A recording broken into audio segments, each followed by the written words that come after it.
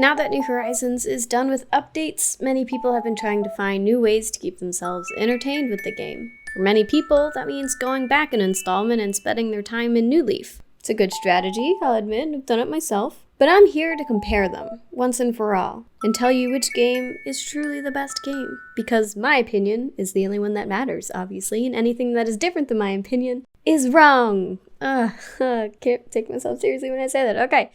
I started playing New Leaf again, created a new town, started the process of figuring out what made New Leaf so special compared to New Horizons.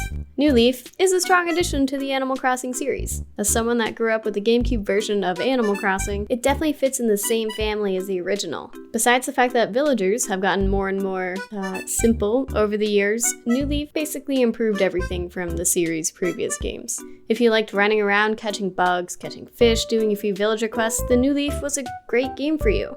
There was a story to the game that you worked towards during your playtime, everything from getting 100% satisfaction from Isabelle, opening stores on Main Street, unlocking and playing at Tortimer's Island. There was a lot to do.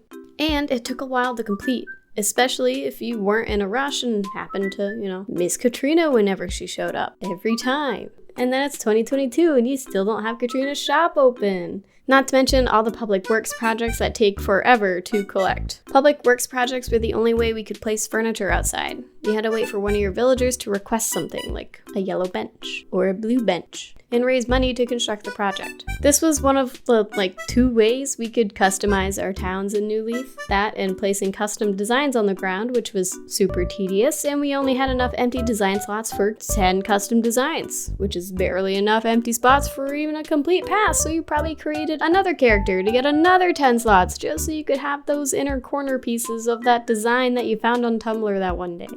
There are a few things that New Leaf gets right, like mini-games and a bit longer of a storyline, but the game is not without its weaknesses. When you first start, you're shoved into the game, as per Animal Crossing style, without a hand-holdy tutorial. Isabelle tells you that the first step of your mayorship is to raise your development permit to 100% approval rating. Doing this got kind of boring. Everything you can do in this game will raise your approval rating a bit. Watering flowers, picking weeds, donating creatures to the museum, etc. There's a variety of things to pick from to spend your time, but it kind of doesn't feel like enough of a variety. I played New Leaf for a few hours on stream and found myself starting to get a bit bored by the end. It was 3 hours of watering flowers, picking weeds, and fishing, since I could only buy 2 tools and the net wasn't one of them. Thus, many of the activities are inaccessible to you. After 3 hours, I was kind of done with the game for the day. Sure, 3 hours is a long time, but when I play games, I end up playing for half the day. 3 hours is a quick villager hunt. To me, this is New Leaf's weakness. Sure, the beginning is the most difficult to play for a long time because the game tries to limit what you can do for the day, so you're not completely overwhelmed by mechanics being thrown at your face. But as a result, there's not a ton to do, even though it feels like there should be everything to do. And I think that's where I was getting caught up. As someone who has just, a few hours of playtime in the series, I wanted to do everything immediately. Eventually, I did hit the 100% approval rating and got the game pretty much opened up to me. I started grinding for bells to pay off the house, started working on the Meow coupon goals so I could buy some cool stuff that came through Harp's campsite. The usual stuff. I also started buying everything from Nook's Cranny to start upgrading that as well. I eventually played enough to get Leaf to show his face and started working towards the requirements for the rest of Main Street, which is mostly just grinding bells and waiting. Don't get me wrong, I love some grinding every now and then. I grew up on the early Pokemon games, that was a lot of grinding, but I can't fish for hours upon hours, hence why the fishing goal in New Horizons is nowhere close to being complete. But with my new town, there is at least something to do. I have a goal, pay off and expand my house, at the beginning anyway. Going back to my original town, it's really hard for me to find something fun to do. I say hi to my villagers and, curse them for dropping their houses on top of my perfectly pruned gardens, but it's only fun for a little bit. I eventually make my way over to Tortimer's for some mini-games or those nighttime beetles, but for what? There's only a few things left to do in the game. Collect all the public works projects, open Katrina's store, and finish the art exhibit. Oh, and apparently I am missing one fossil? That's annoying. I've done everything else. Do I just play mini-games until the end of time? But for what? I don't need any of the furniture that you can purchase here unless I'm really trying to complete my catalog. New Leaf doesn't really have a post-game. Once you paid off the loan to Nuki, there's not much to do to keep your time occupied. This is where New Horizons shines. It actually has a post-game that's worth playing. New Horizons has the usual mechanics that we're used to in an Animal Crossing game. Fishing, bug catching, paying off your house, you know.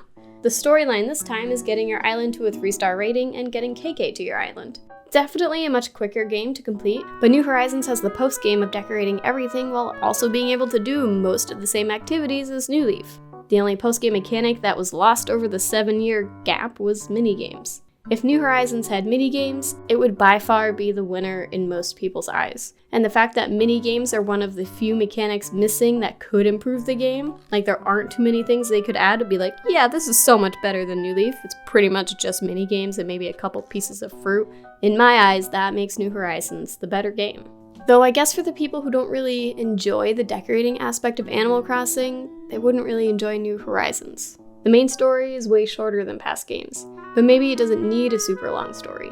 Maybe the developers wanted to get us to the meat and potatoes of the game, the decorating and terraforming.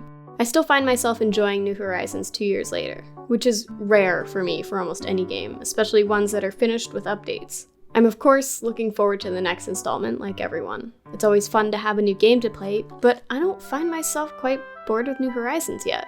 I've made so many goals for myself to complete that I don't find myself done with the game. I mean, just a villager hunt can get me playing for like 100 hours. It's kind of nuts. New Leaf and New Horizons are hard to compare. They have completely different tasks, different stories, different concentrations. At the end of the day, it's about what you enjoy doing in a video game, not which one is better than the other. But New Horizons is 1000% better.